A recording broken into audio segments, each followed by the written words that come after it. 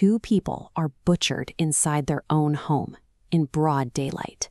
The killer never breaks in, never escapes through a window, and they don't leave a single bloody footprint behind.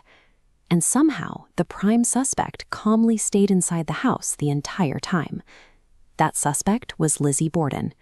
The reason we are still trying to solve this case over 130 years later comes down entirely to the terrifying, almost impossible physical logistics of what happened that morning. Fall River, Massachusetts, August 1892.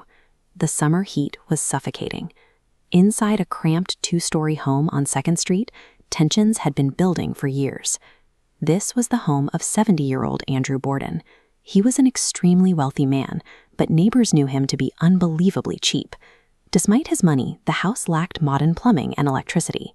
Living with him were his wife, Abby, and his 32-year-old daughter from his first marriage, Lizzie. The 2 women completely despised each other.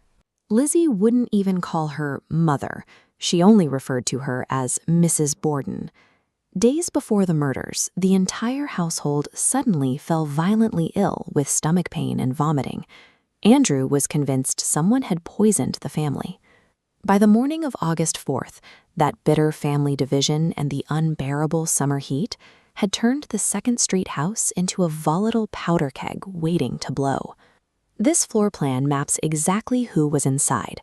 After 9 a.m., Andrew leaves, leaving only Abby, Lizzie, and Bridget. Between 9 and 10 a.m., Abby walks upstairs to the guest bedroom. Beside the bed, an attacker delivers nearly 20 violent hatchet strikes to her skull. Yet downstairs, nobody reports hearing a single scream. And because there is no sign of a break-in or an escape, it means the killer is now silently trapped inside the house, waiting. Around 10:45 a.m., Andrew returns to a jammed front door. Bridget lets him in. Lizzie is acting perfectly calm, telling her father that Abby received a note and left the house. Believing his wife is gone, Andrew lies down on the living room sofa to take a nap. He has no idea the killer is lurking just feet away. Minutes later, a sharp metal blade smashes directly into his face.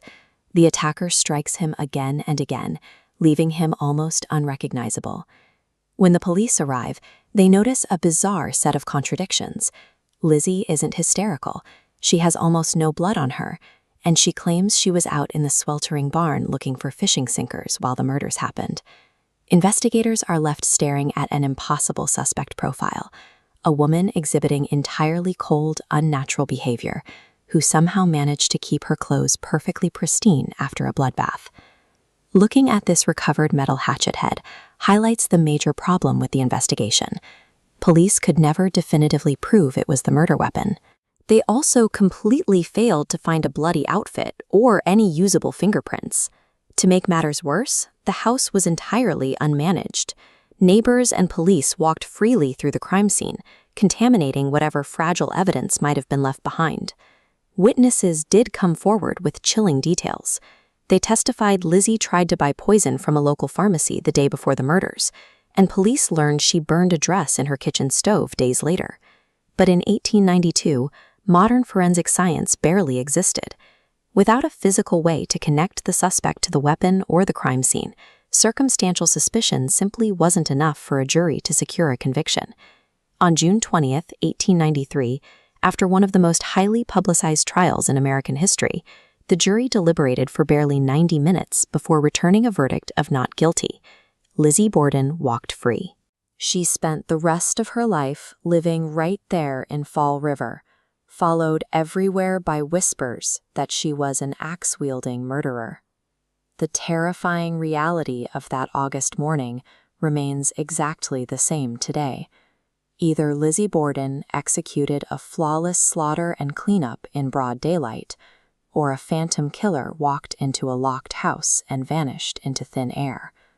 What do you think happened during that 90-minute window? Was Lizzie guilty, or did America blame the wrong person the entire time? Let us know your theory down in the comments.